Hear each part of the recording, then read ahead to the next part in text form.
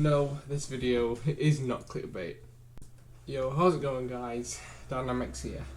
Now, I never thought I'd be making one of these videos, partly because I never thought that I'd be in a situation where I would have to press charges against somebody. It was a mad few days recently. Trying to get in contact with the police. I was trying to press charges.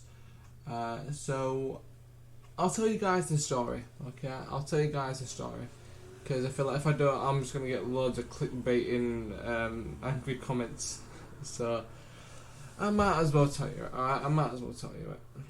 Right, so basically I was packing my bag, ready to go to work, ready to go to Mackey's, that's where I work, packing my bag, get all my clothes in, all my work clothes, all that kind of stuff. And then I hear my dog barking downstairs, and I hear like a deep kind of voice. I thought it was just my stepdad playing with dog, winding him up, so I just thought nothing of it. So I just kept packing my bag. I then went out of my room to go to the toilet, and then I saw an old man looking like Mr. Morris, this guy right here, coming up the stairs with a working drill in his hand, asking about a banging noise which he was hearing. So obviously I didn't know what was banging. There wasn't anything at that time that was banging, so obviously I was quite confused.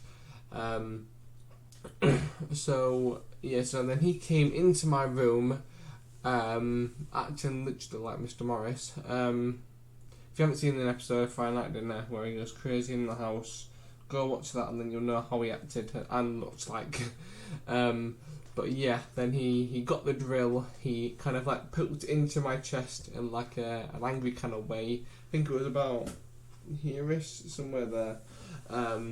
So obviously he was angry about a banging that he was hearing. So then he went to my wardrobe and was like, "What's in here?" And I said, "Just clothes." Open up my wardrobe, say with my chest of drawers with a loft. He almost drilled through my games, which I would have killed him for. So then he pretty much went into every other room in the house. He went into my mum's office. He went into my bathroom. We went into the bathroom. He went into my mum and stepdad's bedroom.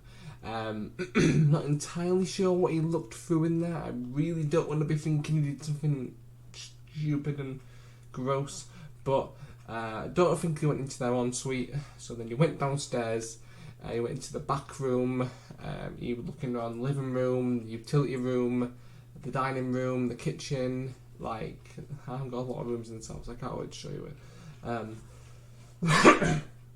But then they went through I'm assuming he obviously picked up the drill from on the side. I don't think he brought it from his own house. So then he went out the door shouting, "You need to lock the door."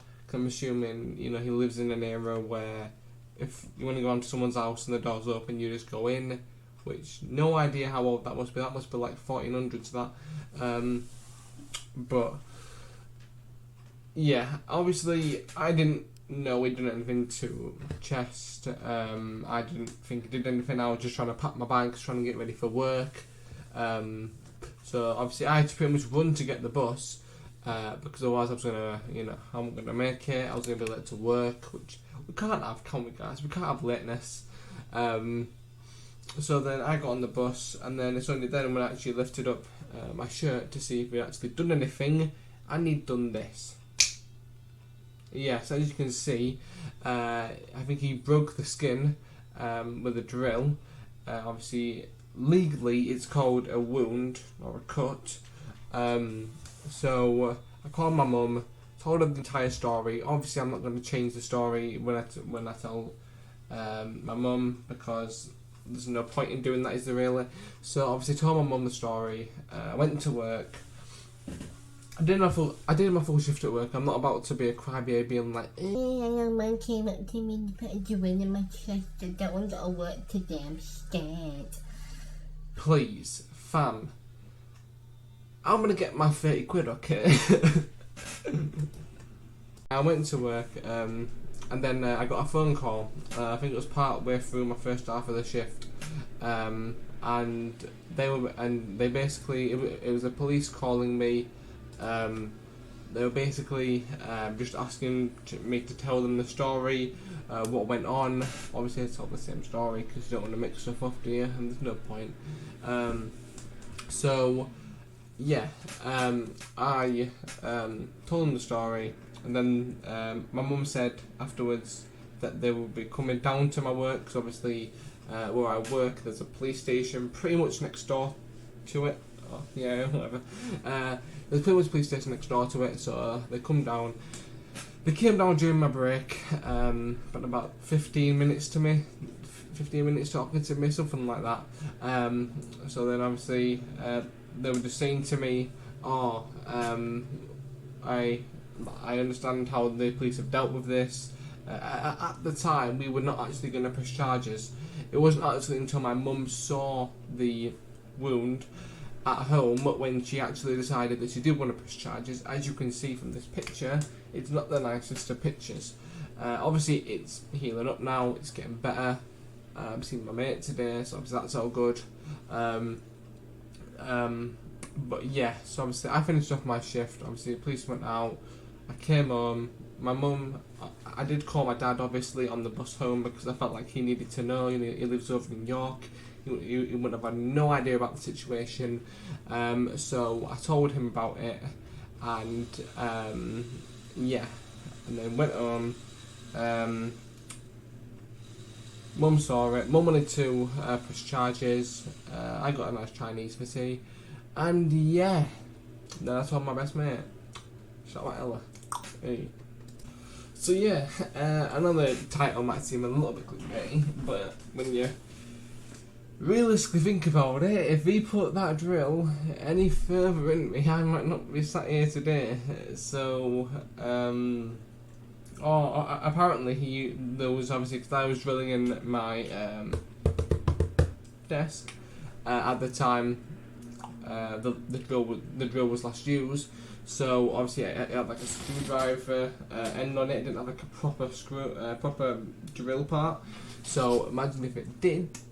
I may be in hospital at the moment, so that's why we are pressing charges against the guy. I'm not going to say his name. He's 86 years old, dementia. So I guess you can kind of not really justify it, but you can kind of give a reason why you did it. But then, whether you're 86 or you're 46, it's still the exact same thing that you've done. You don't have no control over yourself. You still have I'm so happy I do law. I'm so happy I do law because I can literally name the two offences which he's done. He's done section 91B burglary and he's done section 47 ABH. I'm so glad I do law. Honestly, if there's one thing you take out of this video, take your studies seriously. But yeah, so obviously I've learned loads of stuff from doing that, and I can fully, depict what crime he has committed. But yeah, obviously I felt like, you guys are my audience. You might want to know about this, you might not want to know about this. It's up to you, really. It's up to you whether you want to show me any support. I'm not gonna say you have to. I'm not gonna say you don't have to. If you want to, you can. If you don't want to, it's alright. I understand. It's not exactly the most amazing thing to hear that your favourite YouTuber has gone through in the past few days. You know what I mean? But yeah, guys. That's pretty much what's going on. If you're wondering which day this happened on, it happened on Wednesday, the 5th of August, I think it is. Wednesday the 5th of August, 2020, where I was attacked by an old man. I don't know, yeah. I might call it that. I don't know. I don't know what I'll call it. You'll see down there what I've called the video. But anyway, guys, cheers for watching. If you haven't already, go down there, press the like button, subscribe, and I'll see you next video, man, alright? Peace.